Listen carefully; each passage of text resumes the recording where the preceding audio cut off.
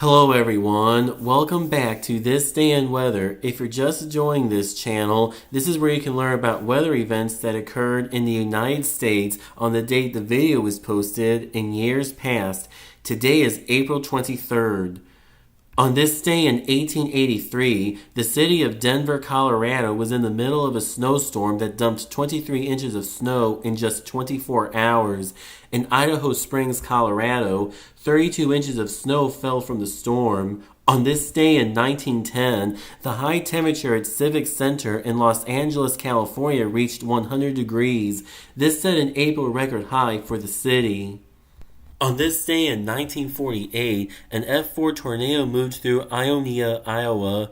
A 3-block-long section was devastated at the edge of Ionia. 6 homes and a church were leveled, and 9 other homes were badly damaged. The tornado caused 5 fatalities and 25 injuries. On this day in 1968, it was in the middle of a 4-day tornado outbreak that lasted from the 21st to the 24th and struck portions of the Midwestern United States, primarily along the Ohio River Valley. One of the worst tornadoes from the outbreak was a destructive long-track F4 that began on the 23rd, a mile and a half to 2 miles southwest of Falmouth, Kentucky, and tracked eastward or east-northeastward into town around 3:45 p.m. Eastern Daylight Time. In Falmouth, 40% of the town and 380 homes were damaged. 280 homes in town were described as having been either destroyed or sustained major damage. 4 fatalities and 350 injuries occurred in Pendleton County, Kentucky, primarily in and near Falmouth. The tornado then crossed into Bracken County and caused more damage in or near the communities of Berlin, Bladeston, and Chatham. In Bracken County, around 70 homes were destroyed or damaged, and 175 barns were destroyed. Outside Augusta, there was a reported fatality and 8 other people were injured throughout Bracken County. Then the tornado entered Mason County and devastated Dover at 4:15 p.m. Eastern Daylight Time. Out of 127 houses there, all but 12 were severely damaged. 6 trailers and churches were destroyed, and 3 businesses were damaged. In Mason County, 2 people were injured. In all of Kentucky, 500 to 700 people were homeless. The tornado then crossed into the Ohio county of Brown and struck Ripley. There, 30 homes were damaged, 40 barns were destroyed, and a tobacco warehouse and a shoe plant were badly damaged. There was a fatality around 3 miles north of Ripley. The tornado then destroyed 17 barns near Decatur before it moved through Adams County and destroyed or damaged 25 homes and barns, and also destroyed 4 trailer homes. This tornado caused a total of 6 fatalities and 364 injuries. The deadliest tornado of the outbreak was an F5 that touched down in the South Shore, Kentucky area around 5 p.m. Eastern Daylight Time. In this area, the tornado caused F3 level damage to multiple homes and trees. The tornado then crossed the Ohio River into Ohio and in the process struck a freight train stationed beside the river and toppled 10 empty coal hoppers, one of which it lifted 100 feet.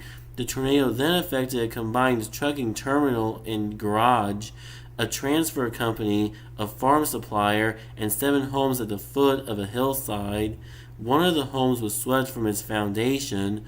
Cars were tossed from US 52. The tornado then intensified to F5 and struck the Dogwood Ridge subdivision.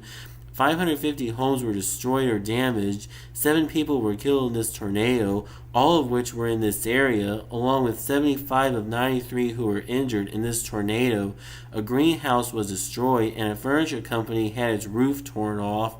A large metal power line truss tower was ripped off at the base and thrown by the tornado.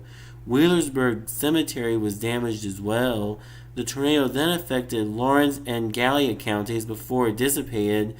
In the Gallipolis area, 6 house trailers, 8 homes, and 4 farm buildings were destroyed.